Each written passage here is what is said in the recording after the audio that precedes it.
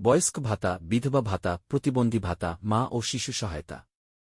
সামাজিক নিরাপত্তা কর্মসূচির প্রায় সব ভাতার বাড়ানোর সিদ্ধান্ত নিয়েছে সরকার। জেলেদের ভিজিএফ কর্মসূচি মৎস্য ও প্রাণিসম্পদ মন্ত্রণালয়ের আওতাধীন। ভিজিএফ কর্মসূচিতে নতুন করে 2,73,514 জন জেলে অন্তর্ভুক্ত করার সুপারিশ করা হয়েছে। এতে করে মোট 15 লাখ জেলে ভিজিএফ কর্মসূচির আওতায় আসবেন। বয়স্ক ভাতা বাড়ল।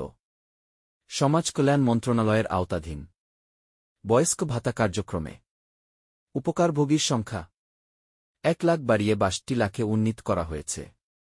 এর মধ্যে 59,95,000 বয়স্ক ব্যক্তি মাসিক 650 টাকার পরিবর্তে 700 টাকা ভাতা পাবেন। আর 90 বছর গর্ভ 2,05,000 প্রবীণ মাসিক 1,000 টাকা করে ভাতা পাবেন। এইদিকে বিধবা ও স্বামী নিগৃহীতা নারীদের জন্য ভাতার হার বৃদ্ধি করা হয়েছে। 29 লাখ উপকারভোগীর মধ্যে 28,75,000 জন মাসিক 700 টাকা করে ভাতা পাবেন। 90 বছর মধ্য 25,000 বিধবা ও নিগৃহীতা নারী মাসিক 1,000 টাকা ভাতা পাবেন।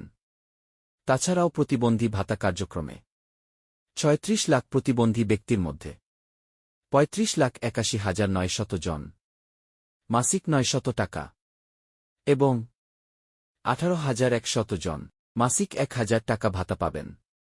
আরও খবর পরের ভিডিওতে জানবেন বিস্তারিত।